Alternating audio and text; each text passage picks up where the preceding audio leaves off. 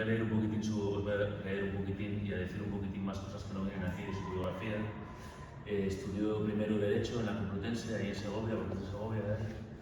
Después se fue a Salamanca a hacer Filología Hispánica y ahí estudiamos juntos la carrera. Mientras yo estudiaba y hacía teatro, él estudiaba y fundó una editorial que es la editorial de La Uña Rota, de libros, que igual la conocéis algunos aquí. Y después él se volvió a Madrid a doctorarse en Filología Hispánica en la Complutense. Ha sido profesor en la Universidad Carlos III, en el Oberlin College de Estados Unidos, es investigador contratado del CSIC, ¿o fue? ¿No? Fui. Y en la actualidad es profesor por la Universidad Rey Juan Carlos de Madrid y colabora o trabaja también en el Diccionario Histórico de la Lengua Española de la RAE. Ha publicado varios libros, artículos y ha comisariado exposiciones sobre la historia de la filología en España, en concreto sobre la Escuela de Filólogos del Centro de Estudios Históricos. Y bueno, este es su primer libro, ¿no? Su primer hijo. Bueno, publiqué a partir de la tesis, saqué otro libro que es un poco, porque la tesis la hice a partir de la figura de Zamora Vicente, y entonces luego salió un libro de él. Bueno, pues yo estudié con él en la carrera en Salamanca y algunas de las cosas que yo cuando me leí el libro, algunas de las cosas que comenta por aquí me hacen recordar aquellos tiempos que en realidad son muy cercanos porque somos muy jóvenes. Y ¿cómo surge la idea de escribir este libro y por qué se llama así, que me gusta mucho, el orden de las palabras? Bueno, buenas tardes a todos, muchas gracias a todos y a todas por venir, por asistir. Para mí es un placer, Alejandro, por invitarme, muchas gracias. Es un placer estar con vosotros y compartir lo poco que sé sobre esta materia que espero sea de vuestro interés. Bueno, el libro, ¿cómo surge? Me preguntas, Pedro, y creo que has empezado con vista, porque somos jóvenes. El libro es una cosa extraña, este libro. A ver, yo cuando estaba estudiando filología en la Universidad Autónoma de Madrid, conocí a un personaje que para mí era lo máximo en aquel momento. Era Alonso Zamora Vicente, no sé si lo conocéis, es escritor, escritor, filólogo, académico, fue secretario muchos años de la Real Academia. Entonces lo conocía, lo iba a visitar a su casa y él me contaba historias de sus profesores. Claro, pero es que sus profesores eran Ramón Menéndez Pidal, Américo Castro, Pedro Salinas, Tomás Navarro Tomás. Entonces yo, claro, esos mismos nombres después me iba a clase y los escuchaba y yo me quedaba aquí fascinado. Y entonces a partir de ahí se me despertó un interés por conocer la vida y el trabajo, sobre todo el trabajo más que la vida, de aquellos que hacían la filología. ¿Quién eran esos hombres que hacían la filología? Entonces me sentía una especie de bicho raro, porque claro, mis compañeros en clase pues hacían sus tesis doctorales, sus trabajos de investigación sobre una obra de Lope de Vega, o un libro de poemas de Lorca, o sobre la oración de relativo y no sé qué. Entonces yo estaba haciendo una cosa que era como, estoy estudiando a los que estudian. No sé si me entendéis. Eso es un poco, entonces me veía en una situación rara, pero me atraía. Y entonces con la excusa de este hombre, de Zamora Vicente, empecé a descubrir cómo era el mundo de la filología en España. Y descubrí el Centro de Estudios Históricos y el grupo de filólogos que había allí, al mando de todos Menéndez Pidal, Américo Castro, Navarro Tomás, etc. Y lo que crearon. Y entonces, aprovechando la vida de este hombre, de Zamora Vicente, hice un recorrido sobre una historiografía de la filología en España en la primera mitad del siglo XX. Quedó bien, gustó y aprobó la tesis y demás lo publicaron. Entonces ahí es donde se me metió a mí el gusanillo y a partir de ahí seguí trabajando sobre el mundo de los filólogos y sobre esta escuela de Menéndez Pidal. Es decir, ¿qué había aportado esta gente a la filología? ¿Qué había antes de la filología, en la filología antes de que ellos llegasen? ¿Qué había después? ¿Cómo ellos habían hecho su trabajo que llegase a la gente, al público en general? Y ahí es el trabajo donde me he movido a través de varios artículos de investigación, he hecho exposiciones, una exposición en Conde Duque sobre la revista de Filología Española cuando cumplió sus 100 años, ahora en Instituto Cervantes. Hace 2 años hicimos una exposición sobre los viajes de Menéndez Pidal. Bueno, pues ahí es donde me he movido. Me preguntas sobre el título del libro. El libro este surge porque yo, como decía Pedro antes, yo estuve trabajando como investigador en el Consejo Superior de Investigaciones Científicas. Pero por esta rama tan extraña de mi materia en la que me dedico a investigar, en vez de acabar con los filólogos, terminé con los historiadores de la ciencia. Y entonces me abrieron un mundo para mí desconocido, los historiadores de la ciencia. Porque claro, ellos han hecho historiografía de sus materias, de la biología, se ha hecho una historiografía de la física, de la química. Entonces yo me planteaba, ¿y por qué no se hace de la filología? ¿Qué pasa con la filología?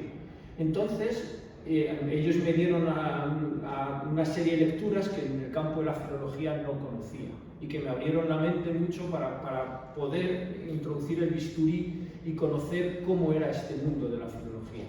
Una de esas lecturas es Foucault, que para mí es uno de mis grandes autores, sobre todo el libro Las palabras y las cosas. Pero tiene un libro, Foucault, que se titula El orden del discurso. Entonces yo le quería hacer un pequeño homenaje y titulé el libro El orden de las palabras. Y en el subtítulo el homenaje es a Menéndez Pidal, un homenaje el orígenes de la lengua, pues yo lo he titulado Orígenes de la filología moderna en España. De ahí viene el título. Luego la cubierta, esto es una foto real, es un fotomontaje que se publicó en 1889 en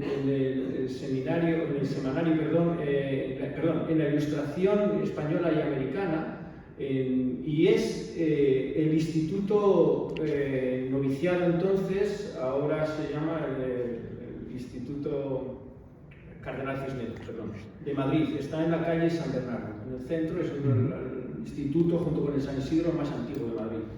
Y entonces esta es una escalinata que existe, que es una escalinata de mármol preciosa, y esta es el aula 20, que todavía se mantiene. Y esta es el aula que en algunos tiempos era también la universidad. Entonces era como el ascenso al conocimiento. Entonces fue una ilustración que me gustó tanto que decidí ponerla en el libro.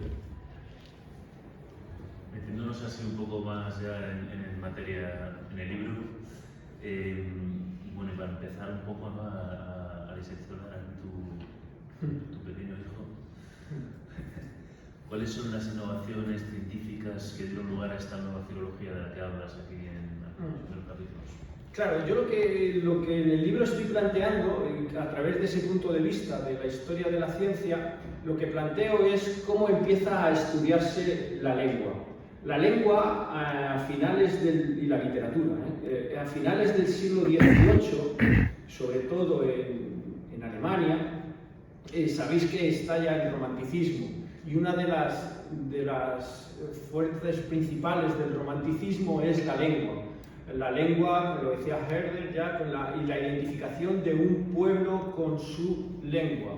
Eso es lo que hace la identificación de las naciones, ¿no? Es decir, el romanticismo, esa idea la tenía muy clara. Por un lado era la lengua y por otro lado era la literatura. ¿La literatura en qué sentido? En buscar narraciones comunes, en buscar una narrativa común a un pueblo. Entonces, por eso el romanticismo se fija mucho en las obras medievales, en los cuentos, en buscando esa identificación de un pueblo en unos hábitos comunes, en unos lugares comunes que proporcionaba la literatura y también la lengua. La lengua, hasta el siglo XIX prácticamente, las lenguas que se utilizaban en el mundo académico, en el mundo religioso, en el mundo político, era el latín. Las lenguas vernáculas apenas se utilizaban. El romanticismo les da ese impulso, y entonces la lengua se convierte en un objeto de estudio. Se empieza a convertir en objeto de estudio porque les interesa a los estados. A los estados que están, muchos estados liberales, burgueses de ese momento, que están surgiendo, siglo XIX, como es el español, pues les interesa una lengua potente, una lengua fuerte, con la que se identifique su pueblo. Entonces la lengua pasa a ser, hasta entonces la lengua, la filología, la estudiaban sacerdotes, la estudiaban filósofos, la estudiaban políticos, historiadores, y se veía más como una ente, como un discurso en su totalidad.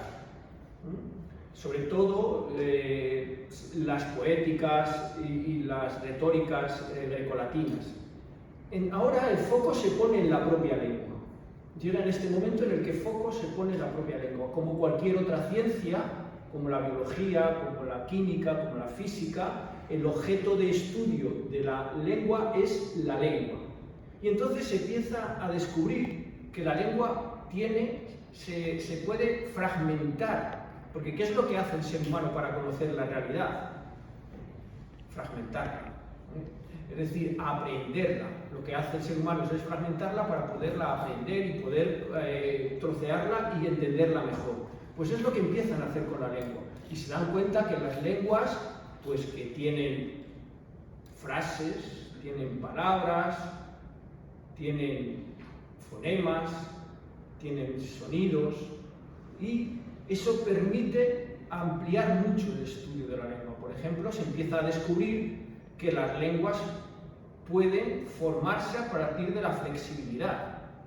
Es decir, hay un tronco común que da un significado al que se le pueden unir unos sufijos o unos prefijos. Y eso permite una división de las lenguas flexibles y las lenguas no flexibles. Bien, entonces el foco está puesto en la propia lengua. Claro, ¿qué es lo que se hace? Como se hace con cualquier ciencia. Cuando tú estás estudiando una ciencia, no tienes una metodología, imitas otras metodologías que se han utilizado en otras ciencias. Una de las primeras que se utiliza es el comparativismo, la comparación. Lo estábamos hablando ahora con Socorro. Cuvier, el gran naturalista francés, él es el que empieza a utilizar la comparación de unos animales con otros para ver qué es lo que los une y así crear ramas, crear familias. Pues eso es lo que se empieza a hacer a la lengua. ¿Cuándo se descubre esto? Esto lo descubren los ingleses cuando en el sánscrito, están en las colonias que tienen en India y por ahí, se dan cuenta de que en el sánscrito hay muchas palabras que coinciden, fragmentos de las palabras, fonemas, raíces que coinciden con el latín y con el griego. Y entonces empieza ahí a poner en juego esa comparación, a ver qué es lo que une, qué es lo que une con otro, y ahí es donde empiezan a crearse las familias de las lenguas. El gran especialista en esto, el que lo consigue, es Frank Bock, ¿no? Es el que trabaja sobre este tema, que hace su genealogía de las lenguas. Antes tenemos que reconocer que el que empieza la primera genealogía de las lenguas que se hace es un español, ¿no? Hace Hervás y Panduro, cuando hace su genealogía de las lenguas amerindias. ¿Vale? Entonces esa es la primera metodología. A medida que avanza el siglo XIX se empiezan a introducir otras metodologías científicas en el estudio de la lengua. La siguiente que se introduce, claro, estamos en 1860, 1859, cuando se publica el origen del Darwin y el origen de la especie, ¿no? Entonces, claro, Darwin, ¿de dónde está tomando todos esos datos de la evolución de la especie? Él lo está tomando de los lingüistas.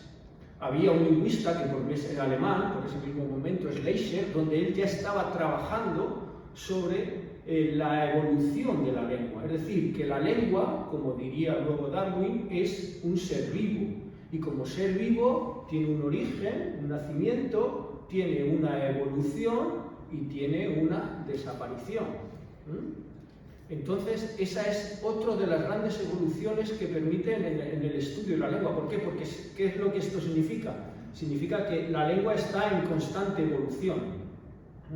La lengua está evolucionando, está cambiando. Lo que antes era una forma, luego era de otra. ¿Vale? Entonces, el darwinismo lingüístico es uno de los grandes avances que se consiguen en esta época. El tercer avance, y yo me quedo en el 19, luego ya en el 20 van a entrar nuevas, el idealismo, el estilismo, pero En el 19, el tercer gran avance que consigue asentar la filología como ciencia es el positivismo. A partir de los años 70, en España se instaura el positivismo, en Europa principalmente, y llega a España hacia el 75. Y entonces el positivismo, ¿qué es lo que hace? Es decir, el positivismo lo que hace es que necesitamos ir a las fuentes, necesitamos datos, necesitamos estudiar datos para, una vez estudiados, ver qué conclusiones podemos llegar. Hasta entonces, en la lengua, en la literatura, los estudios que se hacían, bueno, esto es así porque ha sido así, porque siempre ha sido así. No, ahora se van a las fuentes. ¿Cuáles son las fuentes? Los archivos. Se van a los archivos episcopales, a los ayuntamientos, se ve la documentación para ver cómo ha sido la lengua y cómo es y cómo ha ido evolucionando esa lengua. También se introducen nuevos métodos de trabajo, como es el trabajo de campo, algo que los biólogos... La biología era la ciencia imitar en ese momento. La filología tiene muchos términos copiados de la biología. La biología era la ciencia imitar. Y al igual que hacía el biólogo que salía al campo para ver las mariposas, las flores y demás, el filólogo la lingüista sale al campo y sale a entrevistar a la gente del campo, a ver cómo hablan, a ver qué lenguaje utilizan, y eso le permite, pues ahí nace la dialectología. Empiezan a ver cómo en unos lugares hablan de una forma, en unos lugares de otras, empiezan a trazar fronteras, y eso permite también ver cómo esas lenguas más pequeñas, esos dialectos, van formando una lengua mayor. No sé si he respondido a la palabra del libro. Muy bien. El libro, que por cierto se puede adquirir en librerías a un único precio, el orden de las palabras, es muy curioso, bueno, cómo está dividido, y luego hay una parte al final que me gusta mucho porque escribes biografías, ¿no? De una manera un poco más distendida, no tan seria como... Y habla realmente de biografías de los pioneros de la filología moderna en España. Yo voy a leer un trocito para que veáis cómo es, ¿no? La biografía del primero. El primero que nombras es Alfredo Adolfo Camus. Un día otoñal de octubre de 1871, un joven Clarín, estudiante de letras, llega tarde a su clase de literatura latina en el edificio de la Universidad Central de la calle San Bernardo. Cuando entra en el aula, la misma a la que acudía también Juanito Santa Cruz, protagonista de Fortunata y Jacinta, sin hacer ruido para no llamar la atención del profesor, se encuentra en la tarima con un joven que habla de forma apasionada y gesticula mucho con las manos. Rápidamente se da cuenta de que no está ante Alfredo Adolfo Camus, el gran profesor de literatura latina, sino ante Urbano González de Serrano, que explica metafísica krausista en sustitución de Nicolás Calderón. El viejo latinista, representante de la España escolástica y caduca, va dando paso en las aulas universitarias a nuevos métodos educativos adaptados a los avances científicos que se estaban produciendo en las materias del conocimiento humano. Y a partir de ahí, bueno, has hablado un poco, pero puedes decir alguna cosa más sobre cómo se instaura esta nueva filología en España, ¿no? Y bueno, no sé, estos autores que nos hablas al final, ¿no? Sí, al final del libro introduje una serie de biografías de profesores de lengua, literatura, latín, que en ese siglo XIX empezaban poco a poco a introducir en sus aulas una nueva forma de enseñar la lengua y la literatura. Claro, el proceso no es fácil, como podéis suponer. Cuando tenemos un paradigma científico asentado, como el que había en España en cuanto a la enseñanza de la lengua y la literatura, que es un paradigma prácticamente escolástico, aristotélico, y de repente llega otro paradigma científico, más científico en esta ocasión, pues ¿qué se produce? Un choque. Los que están asentados en las cátedras, en las academias, son los que ocupan esas cátedras, son los del paradigma antiguo, y esos no van a dejar que venga alguien a quitarle esos sitios y a cambiarles. No van a aceptar lo nuevo. Eso es ley de vida, siempre pasa así, siempre nos está pasando así. ahora con esto que estabais comentando antes, de que viene otra nueva forma de enseñar, siempre es la movilidad, siempre movilidad. Hay cosas que vienen, cosas que se van, y eso es la ley del ser humano, afortunadamente. Bien, pues en España este cambio en concreto no es fácil, claro. Esta enseñanza escolástica de la lengua y la literatura estaba muy apoyada en la religión, en el cristianismo triunfante y sobre todo que era el que dominaba la enseñanza. Los que están apoyando esta nueva forma de ver y de estudiar la lengua es gente sobre todo que vienen del mundo krausista. Son krausistas que han tenido sobre todo una convivencia con el extranjero, es decir, que lo nuevo siempre viene de fuera. Hay alguien que se hace eco de ello, lo escucha, lo ve, lo asimila y viene aquí y intenta compartirlo con otros. ¿Y cómo lo hace? Si es profesor en sus clases, si no, pues a través de revistas, de publicaciones, de libros, de traducciones. Y ahí se empieza en esta época una industria editorial muy interesante.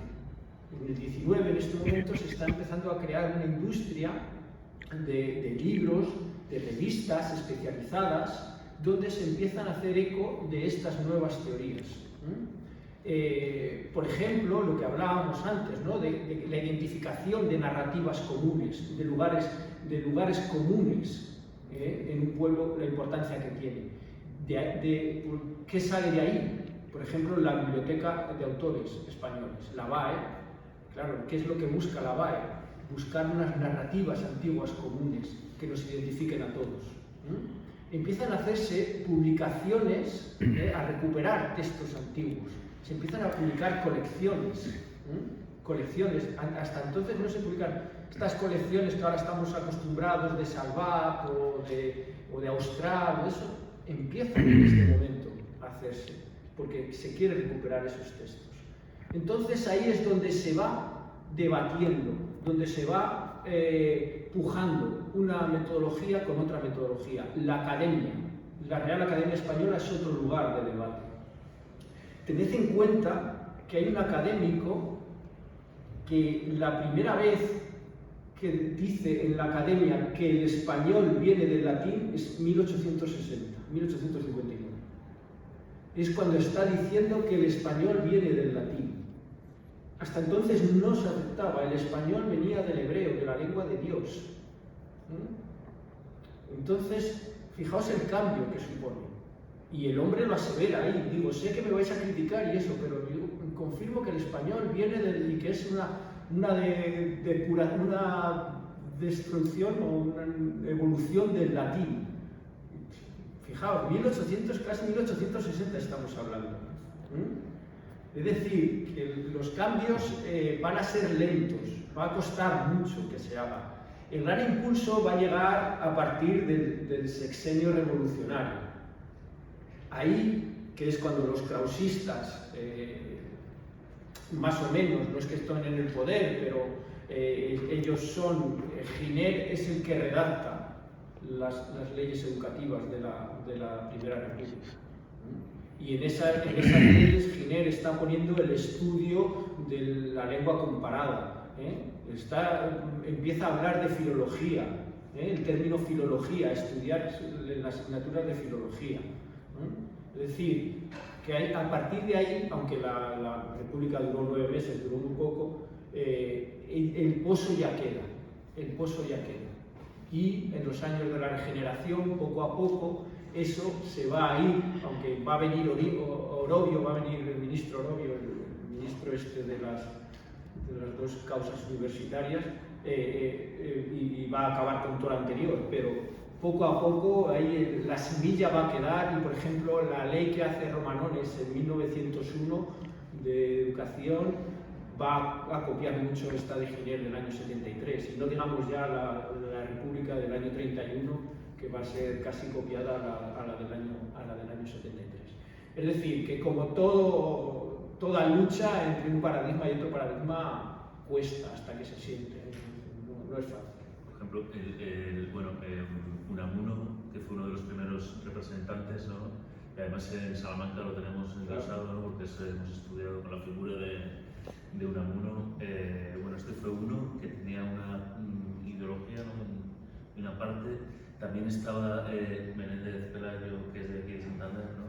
Que tenía otra ideología de otra parte, ¿no? Totalmente diferente, ¿no?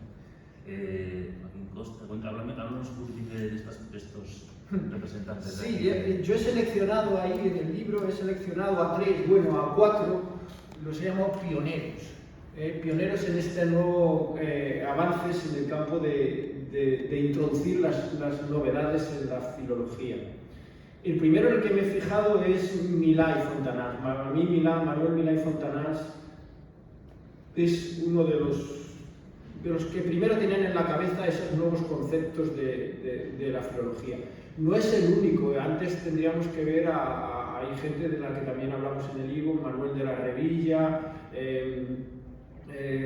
Calderón, bueno, hay varios autores ahí que también son fundamentales. Pero Milà y Fontanals, él está muy en contacto con lo que se hace en Alemania.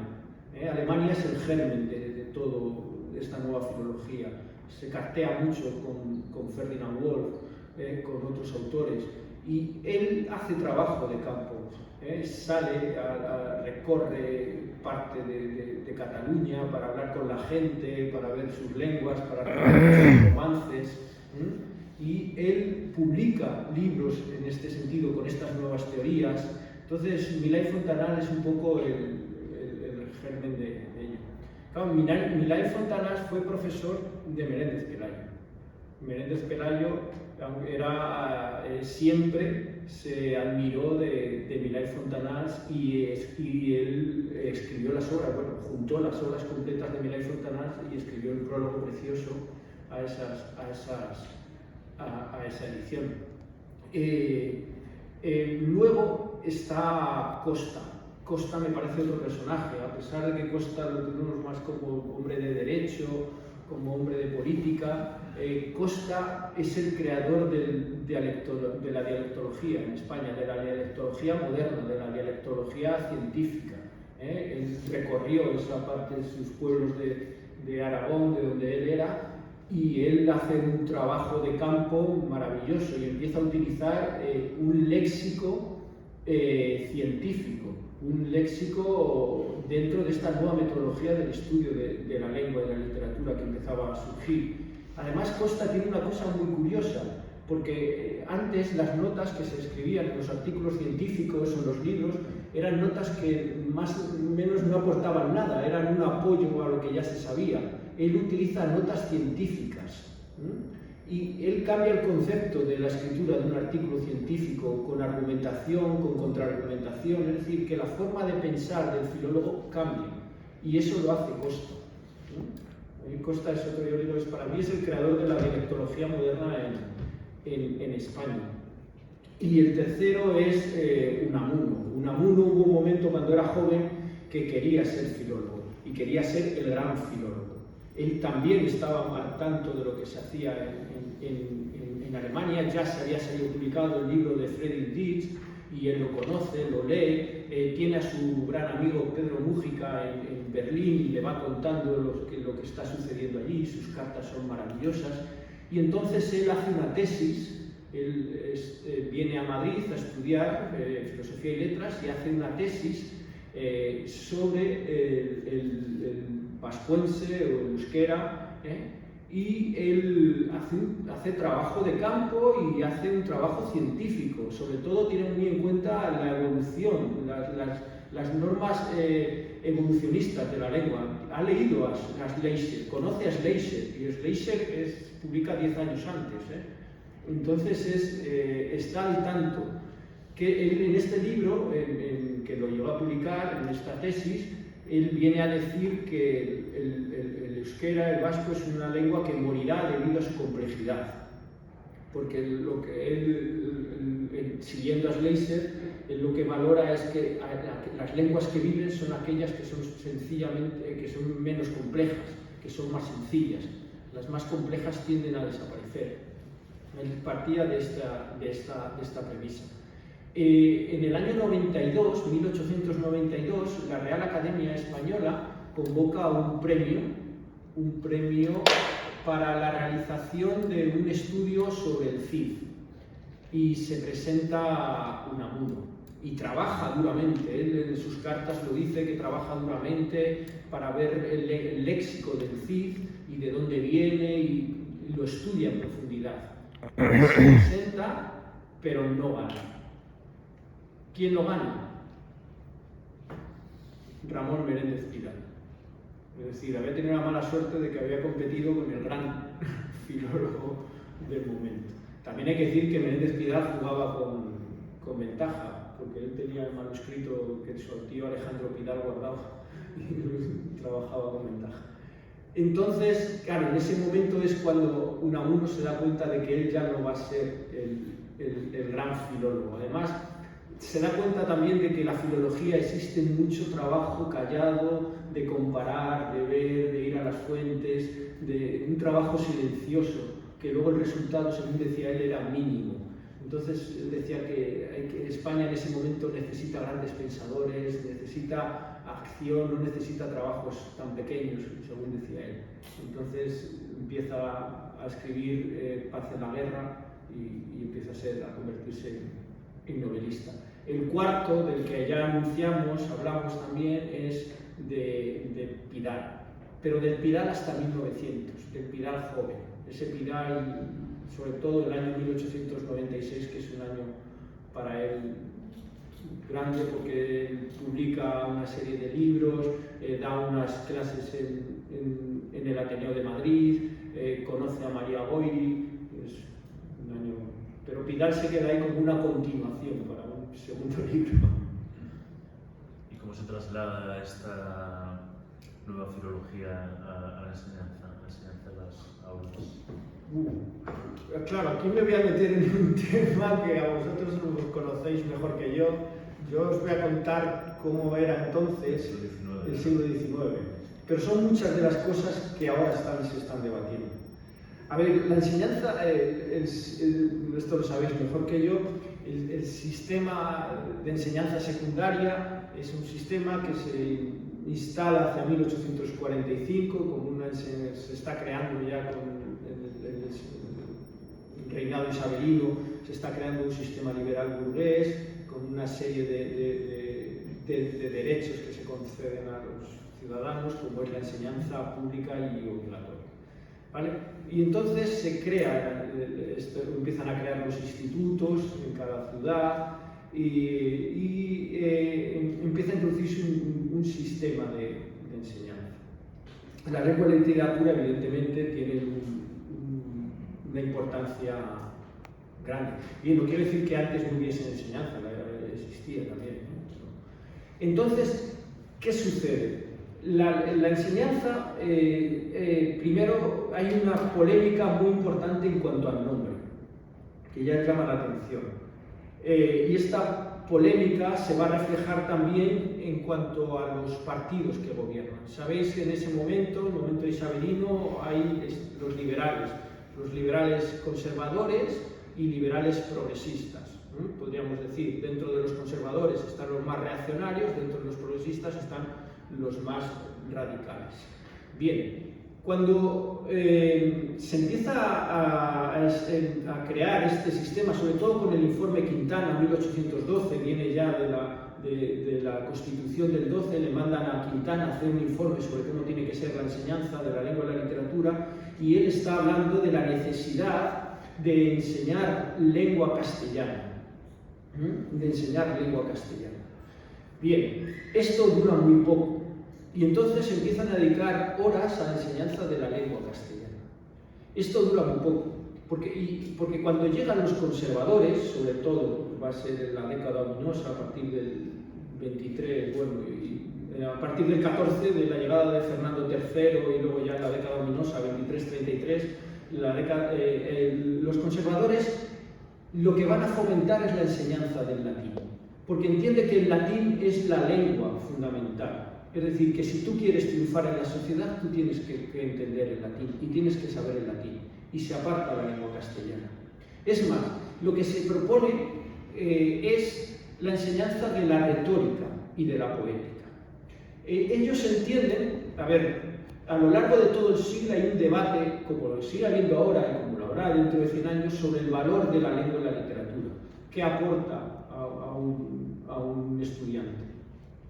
Entonces ellos entienden que la gran aportación que hace la lengua y la literatura en esos momentos, estamos hablando del siglo XIX, es crear oradores. Claro, socialmente, ¿quién triunfaba? Los abogados, los que se dedicaban a la carrera episcopal, sacerdotal, o los políticos. Eran los grandes aspiraciones que tenía cualquier joven de momento. Y era gente que dominaban la narrativa, dominaban el discurso. Entonces, ¿qué se hacía en las clases de lengua y literatura, de retórica y poética, que era como se llamaba? Se enseñaba retórica y poética, es decir, se enseñaba a partir de fragmentos, de trozos, era como se decía entonces, de textos grecolatinos, que se aprendían de memoria y se recitaban en clase. Y además se les enseñaban recursos, figuras retóricas y poéticas para ver cómo declamar, cómo hablar, cómo escribir. Así funcionaba principalmente a lo largo del XIX la enseñanza de la lengua y la literatura. Va a haber variaciones. Cuando llegan al poder los progresistas, sobre todo va a ser la revolución del 54, el gobierno del 54-56, sobre todo el 68-74, en esos momentos ellos van a cambiar y van a fomentar el estudio de la lengua castellana. Van a quitar horas al latín y van a aportar más horas a la lengua castellana. Entonces, los debates que se plantean son muy grandes, porque entendía que quitar el latín era como decir, si no sabes latín no sabes nada. Para aprender, todos los grandes manuales estaban en latín, todo estaba escrito en latín. Entonces, claro, pero la gente, la idea era, es que estamos formando a chavales que salen de clase sabiendo latín, pero no saben hablar su lengua. Y entonces, el cambio que se va dando a lo largo del siglo es lento, pero interesante. ¿Qué sucede además? Sucede que estas nuevas corrientes, de las que hemos hablado al principio, metodológicas, empiezan a introducirse también en la enseñanza. Entonces, el cambio que se empieza a dar es significativo. Como os digo, la enseñanza era la retórica y la poética. A mediados del siglo se empieza a introducir nuevos cambios y es una visión histórica de la literatura. Hasta entonces eso no se había hecho.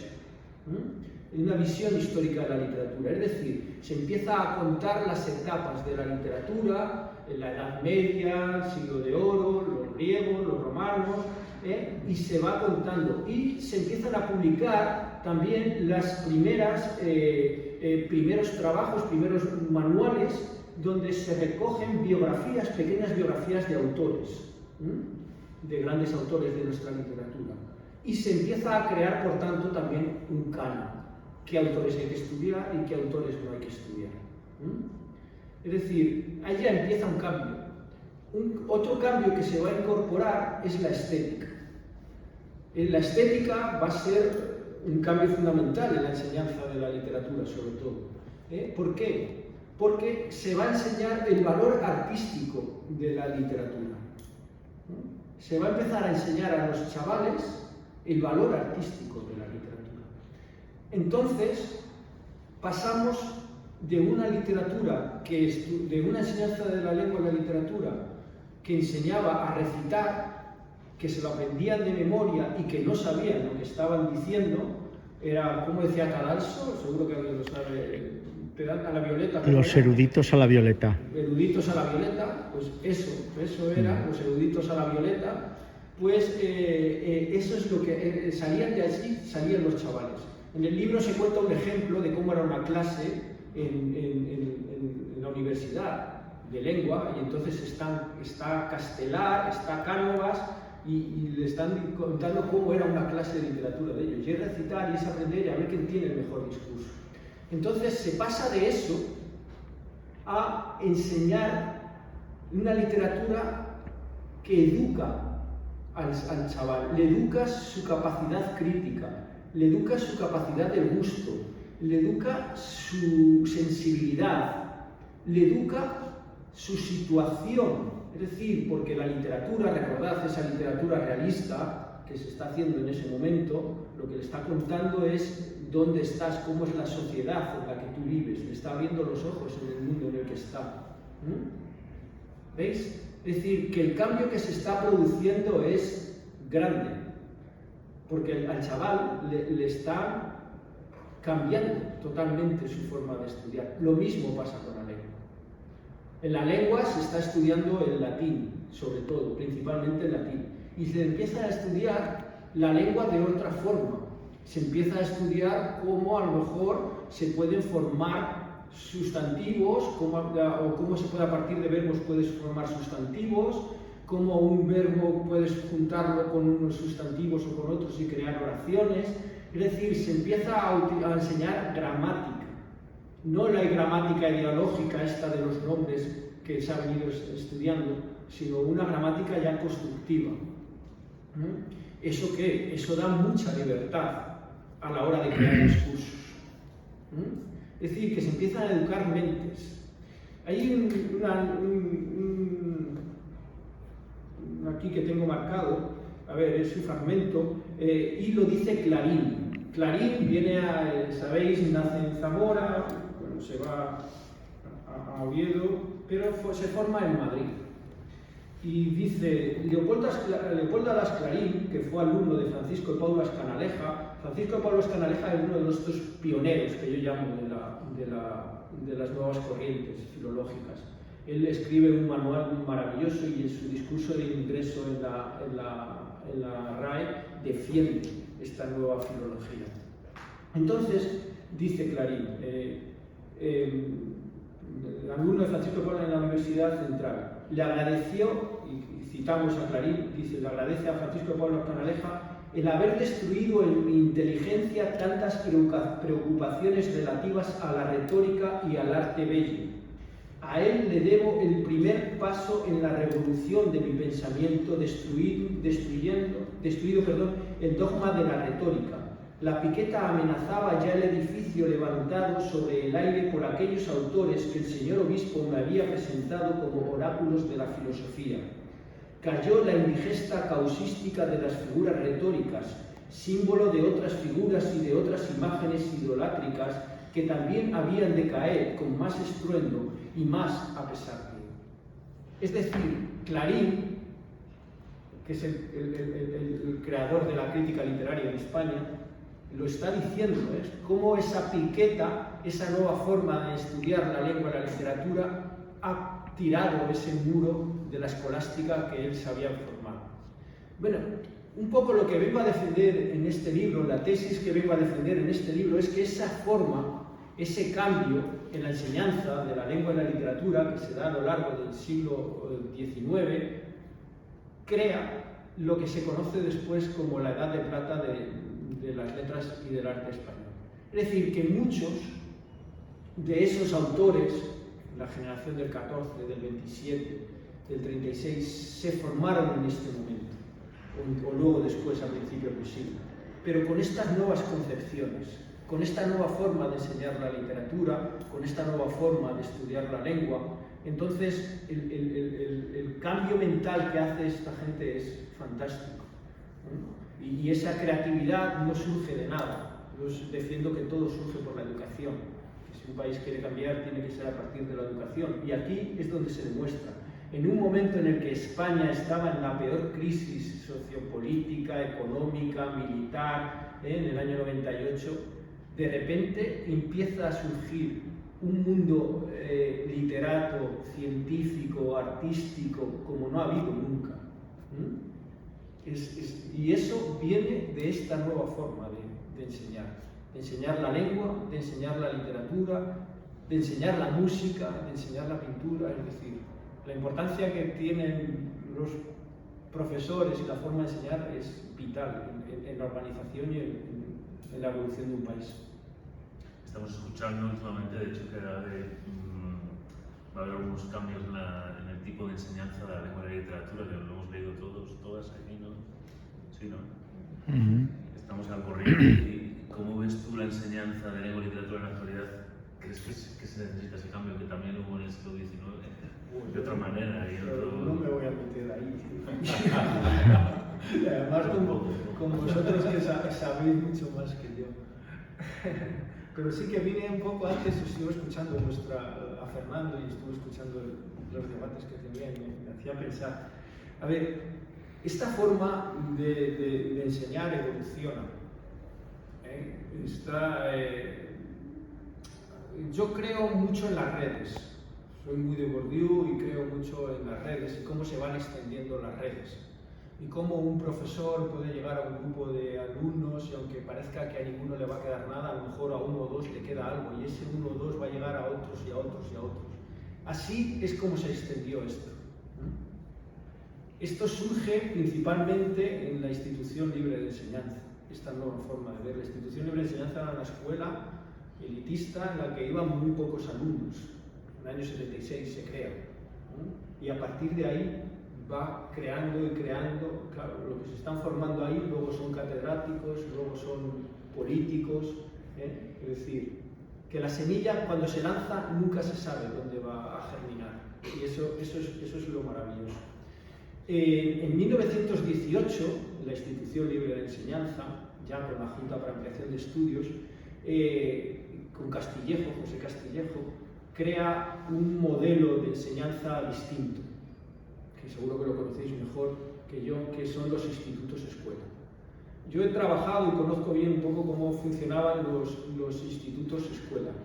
Los institutos escuela, como sabéis, no tenían exámenes, no tenían libros, y la enseñanza se hacía, como decía Fernando, que se fue con los alumnos al banco y se hacía así, es decir, las clases de historia se enseñaban en el Prado o en el Palacio Real, las clases de biología se enseñaban en el Jardín Botánico, las clases de industria de eso se iban a las fábricas, es decir, que era en contacto con la realidad. Y esa era la forma de aprender. Eso sí, los chavales llevaban un cuaderno donde tenían que escribirlo todo. Tenían que escribirlo. Yo he visto cuadernos de los chavales y son una pasada, son una gozada.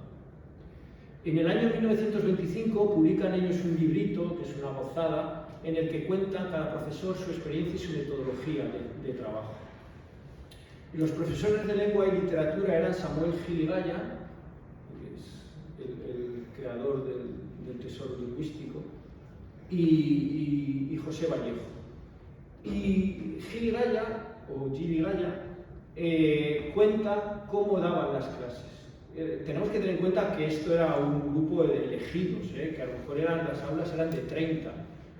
Un aula de un instituto público en el año 20 eran 100 alumnos, 120 alumnos. Entonces, claro, podían poner en práctica estas innovaciones. Entonces, las clases se daban a partir de lecturas. Los chavales leían. No leían solo libros de novelas, cuentos, leían manuales. Leían manuales y los comentaban con el profesor.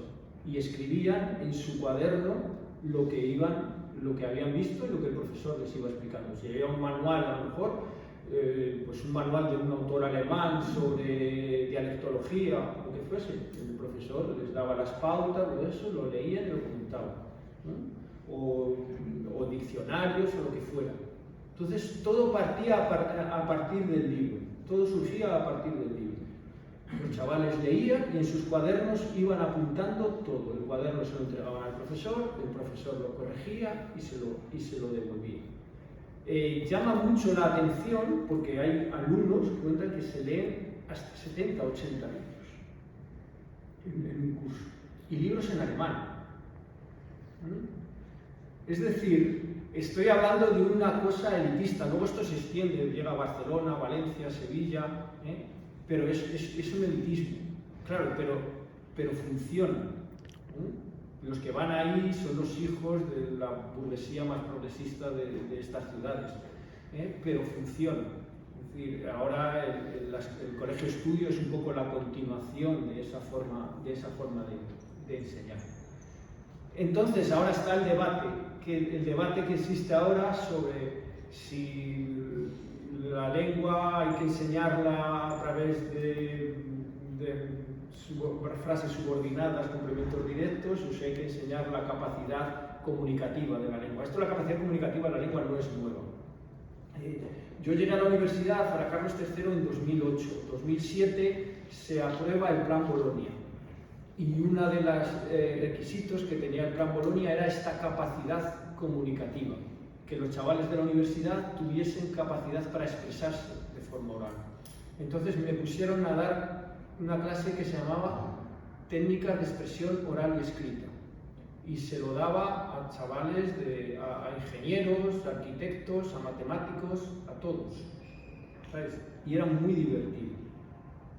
Era muy divertido trabajar con los alumnos, y yo pensaba, porque yo a la vez estaba trabajando en este libro, y estaba pensando, estamos haciendo lo que se quería quitar en el siglo XIX. Es decir, la retórica, la poética, ahora es lo que se está fomentando, la retórica y la poética. La vida es así, es evolución, es necesidad de cambios. Lo que antes funcionaba, ahora no funciona. Es decir, no lo sé, yo no me voy a pronunciar porque no estoy en el día a día, yo en las clases estoy en la universidad y son otros los problemas, pero y vosotros sois los que estáis ahí peleando con los chavales o disfrutando con los chavales cada día. Pero sí que creo que la filología es, o la enseñanza de la lengua y la literatura tiene unos problemas o ha tenido unos problemas toda la vida. No lo tengo aquí marcado, pero si cojo en 1812 el informe de Manuel Quintana está diciendo ¿qué padres mandan a sus hijos a estudiar lengua y literatura? ¿Para qué les vale eso? Es decir, que eso en 1812, ese debate está a lo largo de todo el siglo. En el libro cuento cómo se crea la Facultad de Filosofía y Letras. Las disputas que hay por crear la Facultad de Filosofía y Letras son constantes. ¿Por qué? Porque no la ven valor. Es decir, la gente que sale de ahí, la única solución que tiene es ser profesores. No les ven otra salida. Entonces, ese debate ha existido y va a existir siempre. La filología tenía dos grandes males, o la enseñanza de las humanidades tiene dos grandes males. No solo me voy a fijar en la filología. Uno es que no da salidas. Tened en cuenta que en el siglo XIX las grandes carreras eran ser abogado, ser médico o ser eclesiástico. Eran las tres grandes facultades que había. Luego se añade la de filosofía y letras. Tenéis que tener en cuenta que la filosofía y las letras, ¿qué se entiende por letras? La literatura lo hemos entendido como el arte de lo bello. El diccionario de la Real Academia lo empieza a recoger como el arte de lo bello hacia 1800 y pico. Hasta entonces la literatura es todo aquello que se escribe. Entonces en la Facultad de Filosofía y Letras entraba la biología, entraba la química, entraba todo. Hasta el año 57 con la ley Moyano no se cambia. ¿Vale? Entonces esos debates han existido siempre y van a existir. En la universidad ahora mismo están desapareciendo las facultades de Filosofía y Letras. Son facultades de humanidades. Entonces yo me pregunto, vale, ¿para qué sirve la filología? ¿Para qué sirve la literatura? El otro día leí un artículo de Francisco Rico que contaba cómo ponía ejemplos de textos de nuestra literatura, textos famosos de nuestra literatura, y cómo para entenderlos era necesario alguien que los apuntara, que aclarara qué significaban esas palabras, porque si no, no se iba a entender, no se iba a comprender qué es lo que se estaba ahí diciendo, por las referencias que había, por la evolución del lenguaje, por lo que fuese. Necesitaba un filólogo, alguien que aclarase eso, ¿vale? A mí me gusta ir mucho a las peleas de gallos. Las peleas de gallos las entiendo como estos jóvenes que se retan a través del verso o del rap y me parecen una maravilla. Son muy creativas y la cantidad de referencias que hay escondidas de cada palabra es alucinante. Entonces yo digo, si en algún futuro, dentro de 100 años, la literatura que queda es esa, quien tenga que anotarlo eso va a ser, su trabajo va a ser increíble, es decir, el filólogo es necesario que lo va a ser. Por otro lado, si nos fijamos en la lengua, yo estoy ahora, como decíamos al principio, trabajo en el Diccionario Histórico de la Lengua Española de la Real Academia. Es un proyecto maravilloso, no me voy a hablar de ello porque me tiraría horas. Es un proyecto maravilloso, más que un diccionario es una base de datos, donde recogemos todas las primeras manifestaciones de una palabra, desde la primera manifestación hasta la última. Y no solo en territorio español, sino en cualquier lugar en el que se hable español, y recogemos ejemplos escritos. Y hay palabras que podemos recoger hasta 1000 ejemplos, ¿vale? Y en Paraguay, en Girona, en México, en Cádiz, en cualquier sitio, ¿vale? Esto que estamos haciendo es el primer diccionario online que hace la academia. La lingüística computacional no tiene límites. Nosotros lo que estamos haciendo ahí es referenciar todo. Es decir, todas las palabras tienen relaciones unas con otras. Entonces, eso nos va a permitir, el proyecto va a ser grandísimo, pues hasta que se acabe va a llevar mucho tiempo, pero en el momento en que vaya teniendo corpus y avance, nos permite, por ejemplo, cuál es la primera palabra que se usó en el castellano, cuál es el léxico de Lope de Vega que usó Lope de Vega en 1615, por ejemplo, qué palabra abunda más en las obras de Pérez Galdós, cuál es la última palabra que se ha incorporado al vocabulario, es decir, todo lo que hacemos es nuevo, hacemos la etimología nueva, las definiciones nuevas, la morfología, todo. Entonces es un proyecto, por eso digo que el valor que tiene la lengua y la literatura es inagotable. Lo único que hay que hacer es transmitírselo a los alumnos. Es lo único que hay que hacer, es llegar al alumno y decirle, es que lo que estás trabajando con lo más importante que hay, es tu lengua, que es lo que te permite relacionarte con todo el mundo, lo que te permite comunicarte con todo. Quien tiene la narrativa tiene el poder. Quien sabe llegar al demás, quien sabe expresarse, quien sabe conocer bien la lengua, quien sabe crear, tiene facilidad para llegar y triunfar. Eso es, yo creo, lo que le hay que decir al chaval. Es decir, descubre, investiga, descubre tu lengua, ten facilidad para crear, crea, fantasea con ella. Porque eso es lo que te va a permitir llegar a más gente y comunicarte más. Y nosotros, al fin y al cabo, como eres que somos seres comunicativos. Vaya, perdón. Bueno, pues muchas gracias por tu respuesta sobre tu libro. Nada, Si hay el público que quiere hacerle alguna pregunta, es el momento de preguntarle a Mario. Que sea fácil. Mario, ¿cuándo piensas que vais a acabar el diccionario? El diccionario, ¡guau! Nunca. No, a ver, éramos trabajando 8 lexicógrafos en el diccionario. Y ahora, por ejemplo, ahora hemos lanzado cada 6 meses lanzamos nuevas palabras. El diccionario está online, podéis ir a casa ahora y el diccionario histórico de la lengua española y lo podéis consultar. Y lanzamos como 700 palabras cada 6 meses, 800 palabras. Ahora se ha creado equipos de colaboración, es decir, que van a colaborar con nosotros. Nosotros somos el equipo central que está en Madrid, gente de universidades de España y de otras academias de América. Entonces estamos formando a esa gente y cuando empiecen ellos también a dar resultados y a trabajar, pues... Pero claro, es que este trabajo es muy exigente, porque tienes que mirar todo, de arriba abajo. No se te puede escapar ningún ejemplo, ninguna palabra, porque a lo mejor un ejemplo es un nuevo significado. Los significados nos da los ejemplos. Entonces, pues claro, a lo mejor una palabra aquí significa esto, no sé qué, pero es que a lo mejor en Murcia significa otra cosa, o en Paraguay significa otra. Entonces, claro, tenemos que recoger todo eso.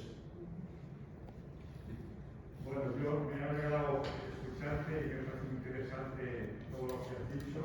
Gracias. Y me interesa, además de parecer. Pero además veo que no hay nada nuevo bajo el sol, como se suele decir, ¿no? A pesar de que hay más de 200 años. Pero has tocado el tema clave de nuestra profesión, que yo ejerzo actualmente, que he ejercido. Y es que una cosa es la filología, Y entonces creo, y lo dije antes también, y con lo que ahí está el nudo gordiano de nuestra profesión. Cuando estudiamos en la universidad, ya hace muchos años que lo hice, pero veo que sigue más o menos, aunque sea humanidades, estudio mucha filología y es muy interesante. Y yo, mi tesis fue filológica medieval, al máximo porque es lo que me apasiona y lo que sigo, ¿no? Pero es que luego, cuando vas a hacer una oposición a un instituto o eres interino, la realidad que te encuentras es diferente, porque tienes que enseñar lengua, no filología, lengua. Eso por un lado, que no lo has estudiado, ni te han enseñado, y puedes ser un filólogo extraordinario. Y además de eso, tienes otra labor que es más importante, y es motivar para que los alumnos aprendan, estudien, y sobre todo la literatura, que lean. Entonces, yo creo que ese problema habría que resolverlo de alguna manera para que no nos sintamos como la mayoría nos hemos sentido muchas veces frustrados, porque haces un esfuerzo enorme en preparar una programación, en preparar unas actividades y luego ves que realmente los alumnos cuando terminan en cualquier instituto de España, hay algunos que van más avanzados, en eso hay que reconocer que los catalanes siempre nos vamos por delante, ¿no? ¿Saben realmente emitir un juicio sobre algo que han leído, bueno o malo, y con argumentos? O saben escribir, no voy a decir una carta porque se escriben. Yo cuando enseñaba, mis alumnos todos los años escribían montones de cartas, ahora ya no se escriben. Pero bueno, otro tipo de documento. Y ahí está, yo creo, que somos o podemos ser, o son, muy buenos filólogos, pero luego sabemos enseñar. Y hoy precisamente hablando de esto con mi mujer, que estamos diciendo, pero eso mismo pasa en las ramas de ciencia. Los matemáticos, los físicos, estudian mucha física y cuando van a un instituto, porque ya es de química, a un instituto tienen que aprender necesidades. Es que, para mí, ahí está el nudo gordiano, ahí está la clave que hay que resolver para que no sea un fracaso o resultar un fracaso muchas veces. Claro, yo lo que, eso es lo que quería decir. lo que he contado es un poco, era el ejemplo que os quería poner. A ver, he hablado de filología con palabras mayores, metodologías, ¿no? Al principio, y cómo distintas metodologías, y luego cómo esas metodologías se introducen en la enseñanza y cambian. Es decir, esos profesores, poner un profesor en 1870 en el instituto, se llamaban los institutos técnicos que antes, de aquí, de Santander, de Madrid, donde sea, con 120 alumnos explicando literatura.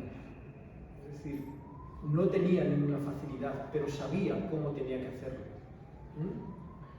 Es decir, lo que quiero decir es que sí, la filología, palabras mayores, las metodologías, palabras mayores, pero cuando se baja al campo, cuando se baja la enseñanza, como se hizo en estos años, en este momento, da frutos. No, a lo mejor no a los 120 alumnos, a lo mejor a 2, a 3. Y esos 2 o 3 llegan a otros 2 o 3. Lo que hablaba de las redes. Yo creo que las sociedades avanzan por eso, por las redes. En el CSIC trabajé en un proyecto de investigación que eran profesores de lengua y literatura becados por la Junta para Ampliación de Estudios. Estos profesores iban a grandes universidades europeas y americanas a trabajar con el gran experto en la enseñanza de la lengua, en dialectología, en lo que fuese, fonética. Y esos luego, cuando venían, después de un año de trabajar allí, se iban a Ciudad Real, o se iban a Toledo, o a Cádiz, o a Las Palmas, o a Segovia, y trabajaban con sus alumnos. Y eso que habían aprendido lo ponían en práctica con sus alumnos.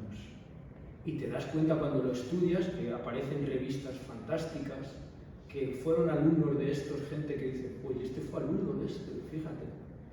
Es decir, ¿entendéis lo que quiero decir? Es decir, que tú te puedes formar y puedes tener grandes filologías, pero luego eso te va a aportar a la hora de cómo tratar a los chavales.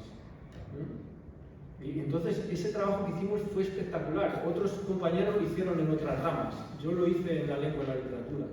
Y claro, te quedas fascinado de que es yo qué sé, no ahora, pero ha estado en Berlín formándose un año con una beca de la Junta o 2 años. Viene, se va a su instituto de Ciudad Real y ahí trabaja con los 100 o 90 chavales y pone en práctica eso que ha visto. ¿Sabes? Ese es el trabajo. ¿Cómo? La herramienta cada uno, me imagino que la conocerá, cómo tiene que hacerlo, cómo sabe llegar, cómo... Pero sí que es cierto que si tienes una metodología, se te facilita. Yo quería abundar un poco en lo que estás diciendo. Yo creo que el profesor, el buen profesor de lengua tiene que ser un buen filólogo, necesariamente, y ya luego adaptará lo que sabe al tipo de alumno que tenga. Pero tampoco los alumnos son tontos, ¿eh? Claro, pues claro, te meten en unos bretes importantes. ¿Por qué? Porque tienen inquietudes o porque de repente han discurrido una cosa y te preguntan. Yo cuando hice este trabajo de investigación, de ver, porque fui con qué profesor habían estado, y digo, joder, esta gente, claro, luego imagínate que vienen de Londres, de Berlín, no sé qué, y luego se tienen que ir ahí a su pueblo, a su ciudad de provincias a trabajar. Lo que querrá luego es investigar. No, al final se meten y crean una revista y ves, claro, el problema de esto es que no quedan sus apuntes, tienes que recurrir a los cuadernos de trabajo si quedan de alumnos, a revistas, a manuales, y ahí ves las innovaciones que van haciendo. Sí, una pregunta rápida.